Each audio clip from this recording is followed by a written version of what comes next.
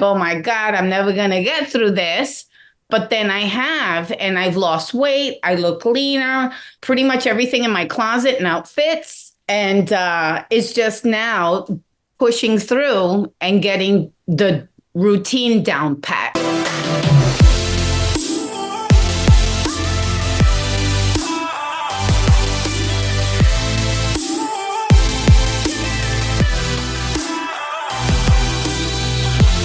Hello. Hi, Andy. How are you? Hi, Sammy. Good morning. I'm very well. Thank you very much. How are you? I'm doing fantastic. I love the artwork in your backdrop.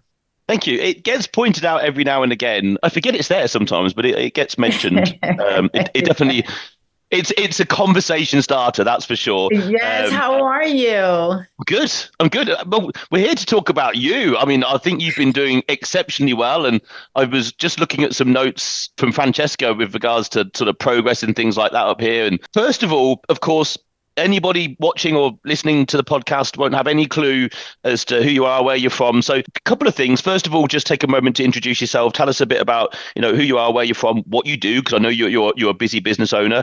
And then also maybe what you were struggling with, stuck with, what goals you had before you decided to come and join us. Yeah, so I'm a communications expert. I own a firm, and it's a boutique firm, a small business here out of the States. I'm based out of Florida, Orlando.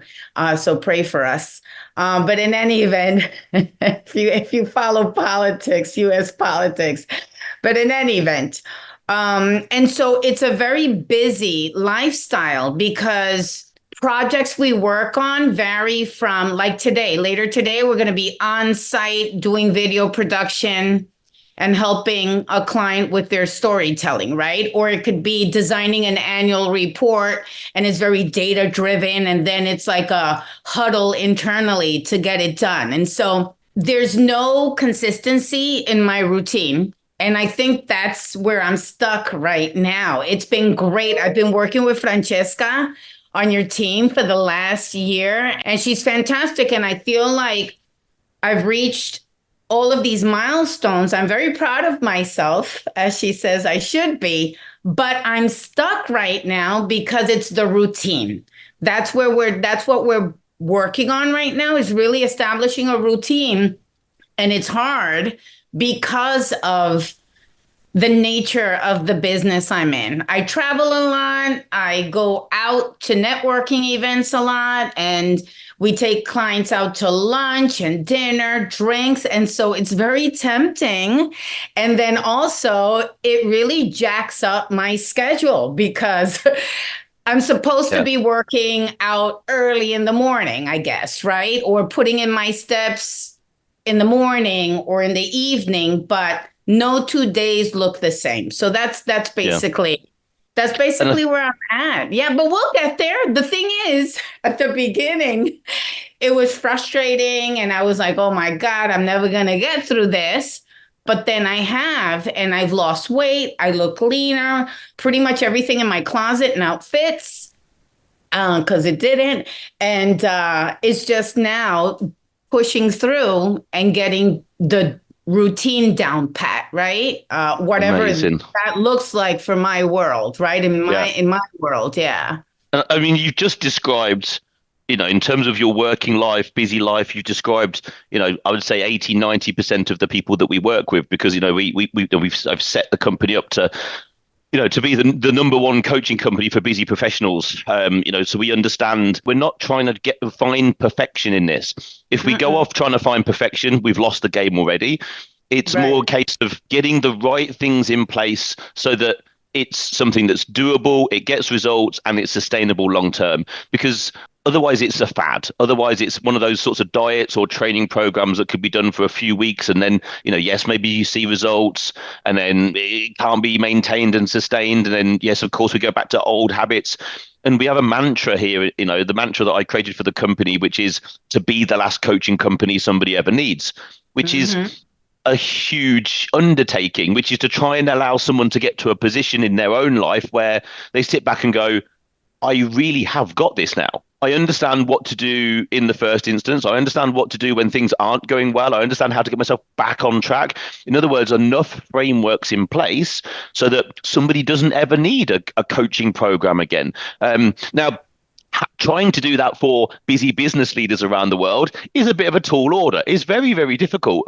So I set us the highest bar that I possibly could, because you might as well get to the top of the mountain. Totally. So, so obviously when you come in, three of the key areas that we tend to focus on are, of course, training, nutrition, and accountability. They would be like the three main areas, as well as sleep, stress, and other things. What maybe changes did Francesca put in place? Let's talk training first. What were you doing before you joined us? And then what did Francesca change for you? I was doing nothing. Fair enough. Okay. It's that simple, right? I mean, just a regular running around, but not anything methodical, nothing thought out or intentional. I think that's a better word, right? There was no intentionality in anything that I was doing. And it showed, right? I'm 54 and I look pretty good for my age, right? Physically. And I felt inside, I feel like I'm 32, but I was starting to feel like, wait a second, I'm looking frumpy. And I don't like that, and then I'm Latina. So, Latinas take pride in, having some sass and some, and even though we tend to be on the curvaceous side, right? But just keeping it together and tight, right? And so then that was already very apparent that I needed to do something, because I was at that point where it could go so wrong, right? Yep. And so if I didn't have an intervention. And can I tell you something? I tried other stuff. Oh my goodness, horrible, right? Okay. Like a neighbor of mine is in this or has this program. I don't know if she's a rep or something. It's like they have like these things you eat. Oh, it was so gross. It was just so bad, right? But I realized that I needed to commit to a change in mindset. And that's what this is all it. This is what this program has been for me, has been a transformational experience. It kind of like rewiring my brain. And Francesca first focused on really learning, becoming very intimate with my lifestyle, basically. She asked all the questions. She tried to figure out exactly, what makes me tick too, in terms of my personality, and just has leaned in on the things that she knows are going to resonate with me, right? And so her pep talks every week, I look forward to them, because it's like tough love, right? So she's a little bit tough, but then she's also very encouraging. So then it's like that fine balance between not being like, right? Like you're totally depleted of any kind of hope that you're going to get somewhere. But it's also like pointing out the obvious, right? Like she's telling me what I already know. Like, yes, I know I kind of screwed up there, right? Because I binged. Or, I had too many drinks when I went out or whatever. But it's not a reprimand. It's more like, okay, it's done. Let's move on. Right. Yep. And the biggest change has been really adapting my food intake. That's been like the biggest, and also a lot more physical, right? I walk a lot more. The workouts I have to be more consistent with. The last couple of weeks I've kind of slacked off a little bit. It's the summer here and it's insane. But I put in my steps. I'm counting my calories, but it's not counting calories in a negative way, right? It's more in a mindful way. So it's like, where am I going to invest this amount of calories where I get the best joy out of it, but I'm not left at the end of the day starving, right? Or like feeling like I'm yearning for something, right? This is important. This is an important way of looking at it, because you're mentioning some amazing things there, by the way, and everything that you're saying is so many different aspects of the way in which we view coaching, which it has to fit an individual. And you've just described in so many different ways there how Francesca, one, yeah, I mean, like the check-in replies, we know when someone is or isn't following a plan. We know when someone is or isn't struggling, and none of those are failures. But everyone's going to get something wrong. It's the only time we learn something. If we let's say we overdo something, we kind of starve ourselves for a couple of days for whatever, I don't know, we miss a meal or whatever, and then the next day we're super hungry and we just eat everything. It's like, okay, it maybe wasn't what we were supposed to do, but only two things can come out of getting something wrong. We either call it failure and then we feel like a failure, or we call it a lesson. And we just take it as a lesson and we're like, okay, right, well, that didn't go to plan. And looking back, here's probably the reasons why. So there's the lesson, intertwined in there. Right. So now going forward, I will try to watch out for that thing or do that thing better. That's the process of learning. And a coach, just like, Francesca, who's absolutely amazing, is going to, point those things out. Our job is to point out the problem and go, that's probably where we went wrong. That's it. It's done. Because one of the things we need to point out the problem, the mistake, but we need to then not have somebody dwell on that, because guess where it is? It's already in the past. It's done. We can't do anything about it. We take the thing we've learned and then we move forward and go, well, I'll learn from that. And we only ever learn something from making a mistake. Like, we don't learn anything from getting anything right. That's not where the lesson is learned. It's learned from getting the thing wrong, right? Yes, from screwing up. Yeah, when you screw up, you're like, oops, I'm not going to do that again. Yeah. Really silly analogy, but we didn't learn to walk by just walking. We learned to walk by falling over for months. And we don't think, I know I'm going to go off on a bit of a weird one, but when adults get to adults, they tend to not want to fail because we see it as failure, whatever it might be. We don't tend to put enough time, effort, and energy into getting something wrong often enough before we get it right. However, if we would think about being a toddler, I don't know how many months it takes to learn to walk. It's quite a long, it's years of learning to do something. But because we haven't realized what failure is, we just get up and we go again. We get up and we go again. And I was just actually having an amazing podcast with another client, and I said exactly this. There are only two differences, only two, between a successful person and a non-successful person. There's only two. Alphas, I interrupt this show with a simple message. This show is here to benefit you and your progression to the best version of yourself. But not only just you, it's also here to benefit the people around you, your loved ones, your friends, other alphas in your vicinity. So why not do a really cool thing today? Something that I would thank you for, and maybe someone else would. Share this podcast with at least one other alpha out there who you know would benefit from it. Why not share the information, share the ability for someone else to grow? I'm sure they would thank you. I 100% would absolutely thank you. This podcast only grows by our listeners, our followers doing amazing things like giving us 5-star reviews, downloading podcasts, subscribing, and then, of course, sharing it with other people. I thank you from the bottom of my heart. Share it with one person, and, of course, drop us a 5-star review, download the podcast, and, of course, subscribe. And now back to the show. The first of them is the successful person started. Whatever the thing they wanted to go and do is they just got off their backside and they started. And the second thing is when they fell over, they just got back up and carried on again. And that's it. To my knowledge, they're the only two differences between successful people and not. Yes, we could say skill. Yes, we could say this, but all of those things can be learned. Someone either starts or they don't. They either get back up or they don't. And I think so certainly, when it comes to going after a health goal, a physique goal, a figure goal, it's never, ever, ever a straight line to that goal, ever. It just never, ever is. It's a winding path.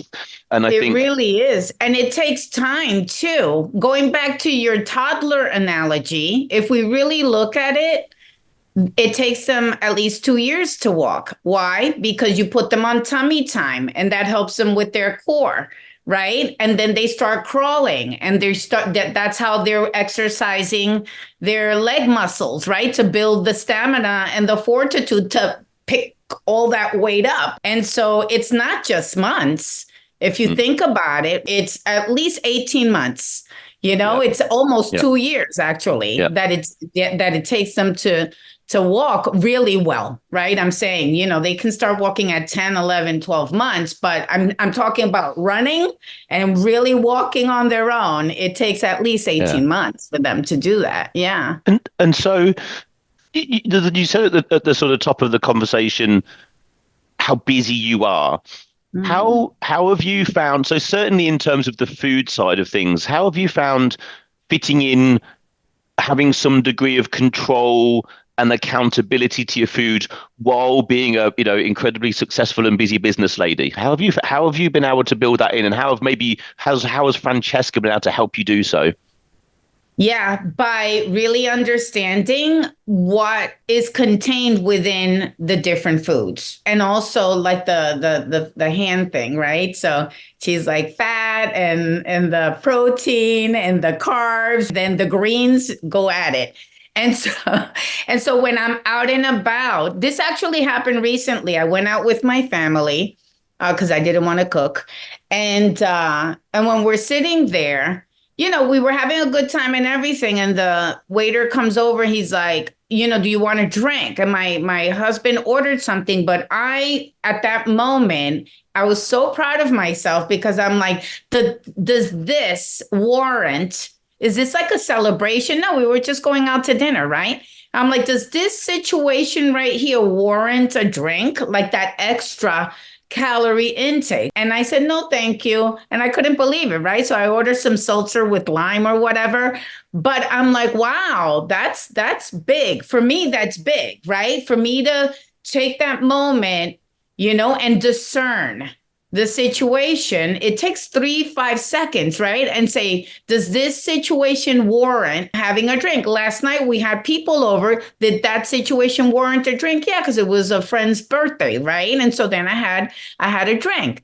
And so, and that's fine, right? Because we wanted to cheer and celebrate him, And so that's how, in my world, it's been working, right? I've been able to select from the menu and really study it. It's like it's an exercise on studying, what's there and really being intentional. Because you're eating out a lot.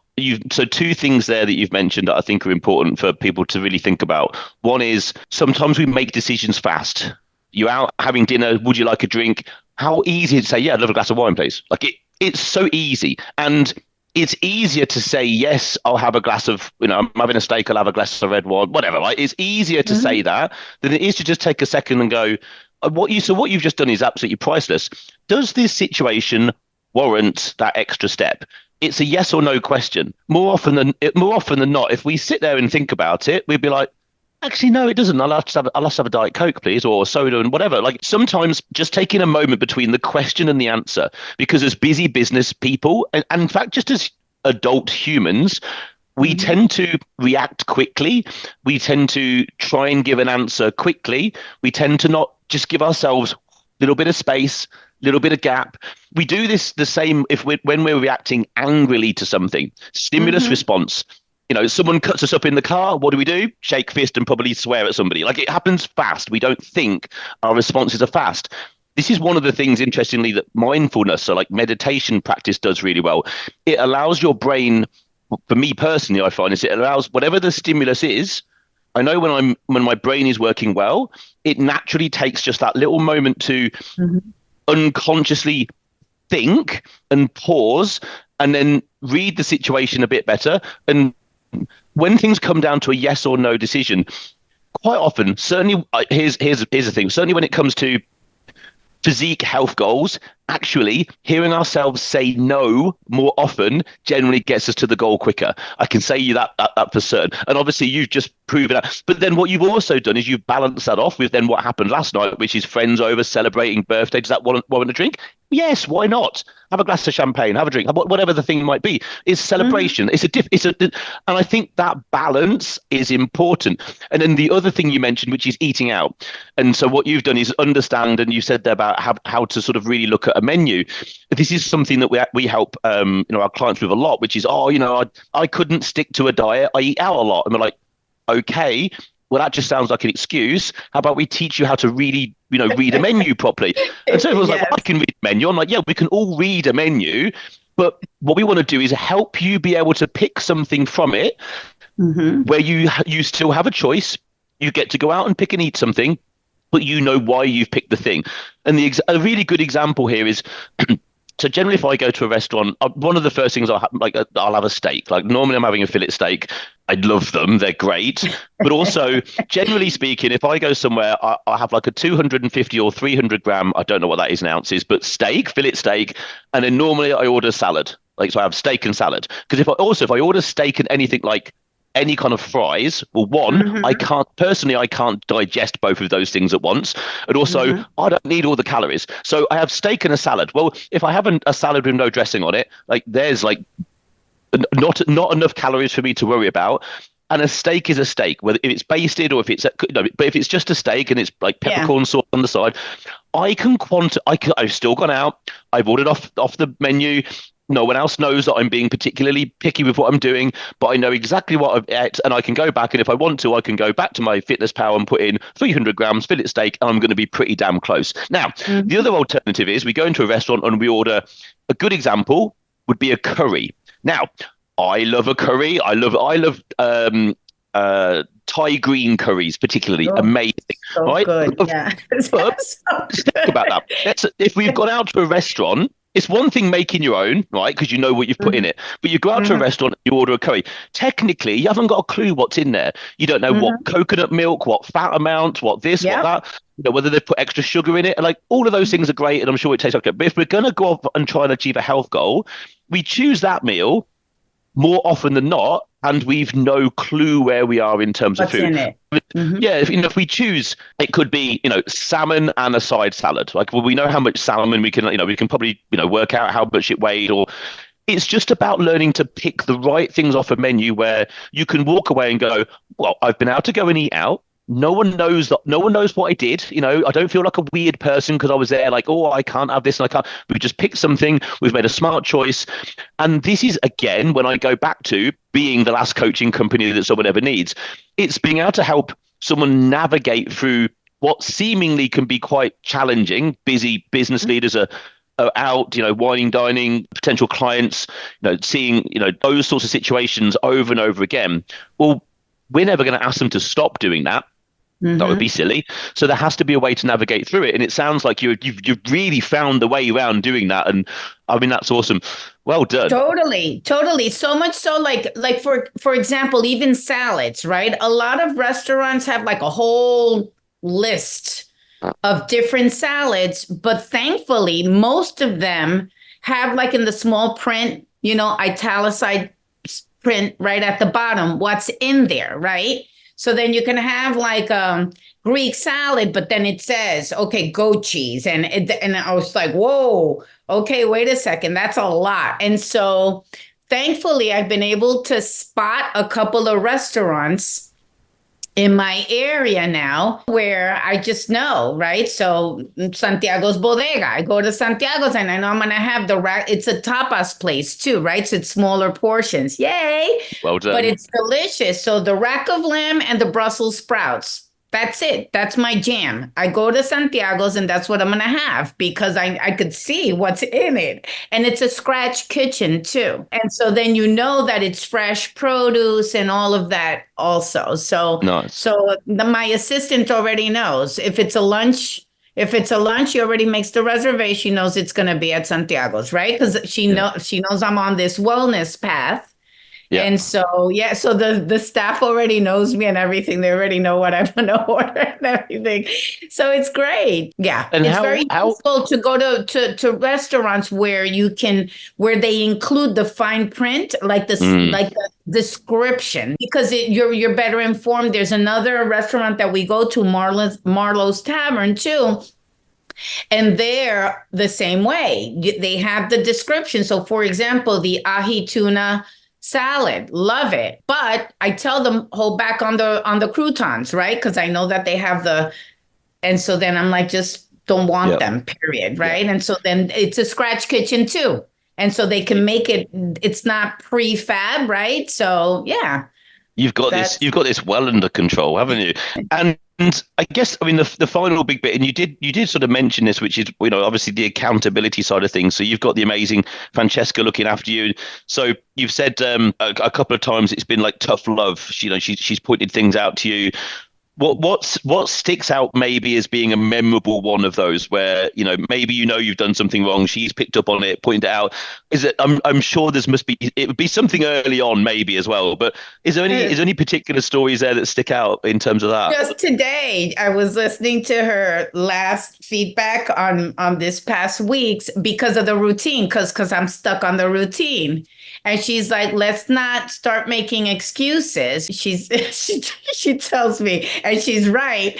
But then she goes, maybe it's because you're comfortable because everything is fitting, right? Because you're getting I got hit on at a gas station recently by a young man, at least 15, 20 years younger than me. I was like, wait, what just happened? Is he flirting with me? He's like, hey. And I looked back to see who's he talking to. And it was me. I couldn't believe so cool. it. Anyway, so I was like, hey, I got home and I told my husband. And I'm like, I just got hit. I was so excited. But anyway, where I'm getting at is she basically is telling me you might be getting complacent. Ooh, and that hurts, right? Because I'm like, I'm not a complacent kind of gal. I'm very go, go, go. Let's do this. Very action driven. And so anyway, that was great feedback because I'm like, yeah, maybe I am getting complacent because everything in my closet fits because I'm getting compliments on how I'm looking leaner.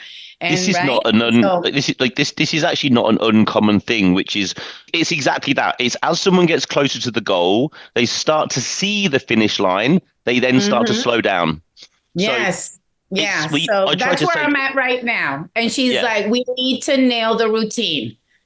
She's on me. Like every day I get a message. She's like, don't forget the routine. Don't forget the routine, right? And I'm the one that created the routine. She pushed me to create a realistic. Now you've got to stick to it. You create it. I know. So, and this is also one of those coaching tactics. It's like, okay, you create the routine. What's going to work? Right, now we'll hold you accountable to it. Exactly. Because you've got no excuses. No, that's why. So I'm basically screwing myself in a good way, right? Because. So that's where I'm at. I want to say that this is just now the routine. Before it was the steps, right? And so then that's done. And then before that, it was just working out. Even one time, oh my goodness, it was like, I don't have time for this, right? She's like, you've got time. You have to find time. It's about this shift, right? This you want to feel better. It's not even look better. I just want to make sure that I age well. Yeah. It's also, again, it's understandable. We hear, I don't have time for this. Now it's, and then we have the age old analogy that we all have the same 24 hours in a day. So then time is not the constriction. It's what we place as the priority in our day. So of course, there are certain things that are going to be at the top, which which are going to be a priority. It's not our job. It's not even our role as a coach to tell someone else what their priorities should be. That we can't really do that. We could suggest, and sometimes quite strongly, that eating, drinking water, moving steps should be relatively high up on the priority list if the goal that person has told us is something they want to achieve. But the reality is, if someone, for example, we know full well that if someone says to us, I really don't have time to do this, and we said, okay, hand me your phone through the screen, and let's say someone could do that, and we would take their phone off them and we would go onto their phone and just go to the screen time thing and work out where they're spending all their time on their phone. And we could be able to go, oh, you're spending an average of 2.5 hours every day staring at social media. We're like, or whatever it might be, right? We're like, there's your time. Look, all that time, it's like doing a time audit, like an old school time audit. Everybody has enough time to get stuff done if they put things in the right priority order. So sitting down and watching, favorite Netflix show for an hour every day. I'm not saying that's bad, but which is more important, that or getting a workout in or prepping food for tomorrow? Right. It just comes down to priorities. If someone's nailing everything and they can still sit down and watch their favorite show for an hour, great. Like no one's going to give anyone any hassle for that. The way we would say it is no one can then complain about the results they didn't get because of the work they didn't do. And it comes down to that. Exactly. Well, one of the biggest and the best suggestions she's made that to me was like a big aha moment was when like last year. She's like, so what's your, again, lifestyle, right? And I'm like, I'm on the phone all the time with clients, collaborators, all of that. And it's combining the call with the walk, right? Mm-hmm. Yeah. We have these babies that are mobile, right? Yeah. So every time, for example, my colleague Johanna calls me, I'm like, "Ooh, this is going to take a minute." So then I'm out. So I'm out the door, right? And I go around and I already also measured that I live in a street that's a circle, right, with houses lined on both sides, and so I already measured, right, that each lap, if you will, is 1,000 steps. Oh, nice! So that's literally perfect, isn't it? Yes. You go around that thing 10 times a day across the day. Right? You've done your 10K steps. I'm on the phone and I walk and I'm like, okay, so and so called. I'm out the door and I just go round and round and round. And if I go 3-4 times around the circle, I'm done. Right. And so that's the routine I created. Here's another random in the morning. Another random trick, which you've probably already done, and this sounds ridiculous, but I can attest to this because when I used to prep for shows, I used to do a lot of walking. So rather than doing cardio, I'd do a lot of walking. I'd put a weighted backpack on and I would walk. And what happened is I'd find a route that would take me, say, 40 minutes, and I'd start walking it. But, I'd be prepping for a show for, say, 16 weeks. So, like, 6 weeks in, I've done the same walk, like, 7 days a week for so many weeks. And I'm like, I'm getting bored, sick of this. Yeah. So I would just go backwards. And if you just walk the other way, it's the same journey. But it's a completely different walk. So you're going, you've got 1,000 steps going that way. One thing, I'm sure maybe you've already tried this, but if you just start going the other way, you'll see everything differently. It'll all be coming at you, so it will feel like a different walk. It sounds like the most ridiculous little thing, but when it comes down to being able to not dread going out for a walk and wanting to do it, silly little things like that end up having a compounding effect. So, Samí, we're coming up on time. So listen, what a fun conversation this has been. You're doing so well. I'm so proud of you. And I knew that you'd be a success. You and Francesca, an absolute dream team together. So listen, I know that you're a busy lady, so I don't want to take up any more of your time. I want to thank you for sort of carving out 30 minutes to come and talk to us today. I know there's going to be a lot of people who are going to listen to this who are going to take a lot of inspiration and learn a lot, knowing that, you being how busy you are and the schedules that you've got, and even, still going through trying to fit things in and also, showing that things just don't run perfectly. However, with the right mindset, the right coach, all things can be achieved. Samí, I'm going to let you go about the rest of your day. Thank you so much. This has been wonderful. And tell Francesca that I love her, love her, love her. Thank you. I will pass that on. Listen, go and have a great day. I'll speak to you again soon sometime. All right. Take care. Take care. Ciao. Bye-bye.